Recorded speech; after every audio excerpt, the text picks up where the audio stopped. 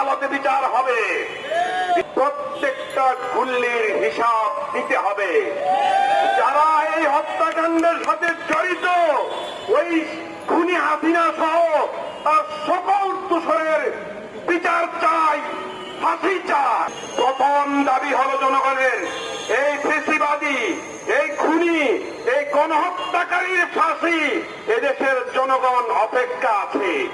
আপনারা যদি না করেন, আমরা বলি না আইন হাতে তুলে নাও, না করলে জনতাই তার বিচারের ব্যবস্থা করবে। এটা 5 তারিখে প্রমাণ হয়েছে। লোক, নারী, পুরুষ, ছোট্ট শিশু, কিশোর, আবার বৃদ্ধা নারীরা কিভাবে দুর্গত এলাকার পাশে দাঁড়িয়ে দাঁড়িয়ে তোমাদের ষড়যন্ত্রের জাল ছিন্ন বিচ্ছিন্ন করছে। পানি দিয়ে মারতে পারবে না, কোন ষড়যন্ত্র করে বাংলাদেশকে রুখতে পারবে না, পারবে না, পারবে না। আরেকটি কথা বলতে চাই, পিলখানার হত্যাকাণ্ডের বিচার করতে হবে। আমাদের দেশের অহংকার, আমাদের দেশের গর্ব, এই চৌকস সেনাবাহিনীর বিরুদ্ধে আমরা সেদিনও বলেছিলাম যে যখন হত্যাকাণ্ড ঘটবে তার আগেও বলেছিলাম যে এই ষড়যন্ত্র করছে আমাদের এই চৌকস সেনাবাহিনীর কোমর ভাঙ্গার জন্য। আপনারা তা দেখলেন 2009 সালে তারা এই ফেব্রুয়ারি মাসে কি ঘটনা ঘটালো। আজকে তাদের প্রত্যেকের বিচার চাই। যদি বিচার না হয়, জন আদালতে বিচার হবে। বিচার শুধু একটা করলেই হেফাজতের শাপলা চত্বরে তৌহিদি জনতা, নবী প্রেমিক, আল্লাহ ভক্ত, আলেম ওলামা, পীর মাশায়েখ, ছাত্র জনতার 70 লক্ষ সমাবেশের মধ্যে যেভাবে গুলি চালিয়েছিল, প্রত্যেকটা গুলির হিসাব দিতে হবে। যারা এই হত্যাকাণ্ডের সাথে জড়িত, ওই খুনি হাসিনা সহ তার সকল দোষরের বিচার চাই, ফাঁসি চাই। আরেকটি কথা, সর্বশেষ যাদের মাধ্যমে আমরা এই দেশের শিক্ষাঙ্গনের ছাত্র জনতা কিভাবে তাদেরকে হত্যা করলো, কিভাবে গুলি মারলো, কুকুরকে মানুষ এভাবে হত্যা করে না। আমরা কয়েকদিন আগে পঙ্গু হাসপাতালে হাজতকে দেখতে গেলাম। একটা ছাত্র বলে, আমি দাঁড়াই দিছি, ডাইকা পুলিশ আমার গায়ের মধ্যে চাকা উঠে। এই পুলিশ কি এদেশের বন্ধু, এদেশের জনগণের বন্ধু না ছাত্রের বন্ধু? কাদের ইশারায়, কাদের নির্দেশে ছাত্রের গায়ের মধ্যে ভেবে গাড়ি চালাই দিল?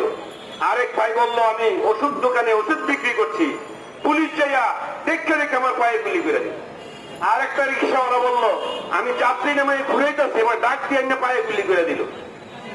এই ধরনের ষড়যন্ত্রকারী পুলিশ বাহিনীতে থাকতে পারবে না। এবং যেভাবে সারা দেশের জন আকাঙ্ক্ষা, আপনারা যারা অন্তর্বর্তীকালীন সরকারে আছেন, রাষ্ট্রের প্রয়োজনে এবং দেশের প্রয়োজনে যতদিন সময় লাগে নিবেন, ঠিক আছে, কিন্তু জন আকাঙ্ক্ষার দিকে দেখতে হবে। প্রথম দাবি হলো জনগণের, এই ফেসিবাদী, এই খুনি, এই গণহত্যাকারীর ফাঁসি এদেশের জনগণ অপেক্ষা আছে।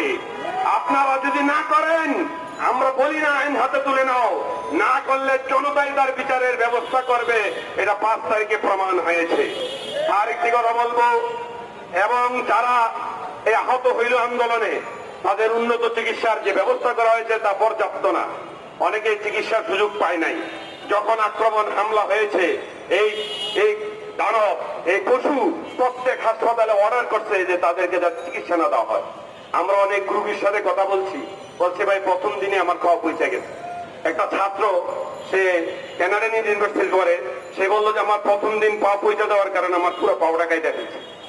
এখন চিকিৎসা হচ্ছে, পোকার পরে বেশি গেলে তো পাও কাটবেই।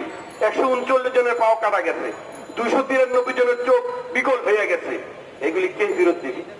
আর লাশের হিসাব, আমরা লাশের হিসাব চাই। কি পরিমাণ ছাত্ররা এই আন্দোলনে শহীদ হইল, কি পরিমাণ আপামর জনতা, শ্রমিক, কৃষক সহ সকল স্তরের মানুষ যারা শাহাদত বরণ করলো, তাদের তালিকা চাই।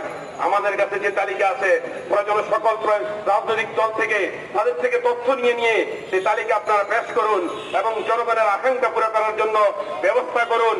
এবং যেই কারণে আমরা আজকে 18টি বছর তিলে তিলে, রন্ধ্রে রন্ধ্রে নিপীড়িত, নির্যাতিত, উৎপীড়িত, জুলুমের শিকার হইলাম। মূল টার্গেটটা কি? একটা গণতান্ত্রিক সরকারের ব্যবস্থাকে পাকাপোক্ত করা, সুষ্ঠু নির্বাচনের মাধ্যমে। আজকে প্রায় 5টি নির্বাচনে মানুষ ভোট দিতে পারে নাই। এই ভোটের ব্যবস্থা করা, এইটা যত তাড়াতাড়ি করবেন, যত দ্রুত গণতান্ত্রিক সরকারের হাতে তাদেরকে ক্ষমতা দিয়ে দিবেন, নির্বাচিত সরকারের হাতে ক্ষমতা দিয়ে দিবেন, তত তাড়াতাড়ি এই যে নতুন করে ফুসকি ফাসকি মারে আনসার বিদ্রোহ, ফুসকি ফাসকি মারে জুডিশিয়াল টু, ফুসকি ফাসকি মারে পল্লী বিদ্যুতের মধ্যে বৈঠক, ফুসকি ফাসকি মারে আমলাদের গোপন বৈঠক, সব চাল ছিন্ন হয়ে যাবে যদি একটা নির্বাচিত গণতান্ত্রিক উপায়ে সুষ্ঠু নির্বাচনের মাধ্যমে জাতির প্রত্যাশা পূরণে যদি একটা সত্যিকার জাতীয় প্রতিনিধিত্বশীল সরকার আসে, যারা এদেশের মানুষ, রাষ্ট্র ও জনগণের কল্যাণ হবে, আলেম ওলামারা নিরাপদ থাকতে পারবে, মসজিদ মাদ্রাসা নিরাপত্তার সাথে কাজ করতে পারবে, এই ধরনের জাতির অর্থনৈতিক মুক্তি হবে, এই ধরনের একটা প্রাজ্ঞ অভিজ্ঞ দেশপ্রেমিক জনতার প্রয়োজন এখন। আমরা যাদের নেতৃত্বে আছি, এদেশের মানুষ সবাই জানে বিএনপির নেতৃত্বে আমরা 12 দলীয় জোট, বিএনপিকে আমরা এই দেশের জনগণ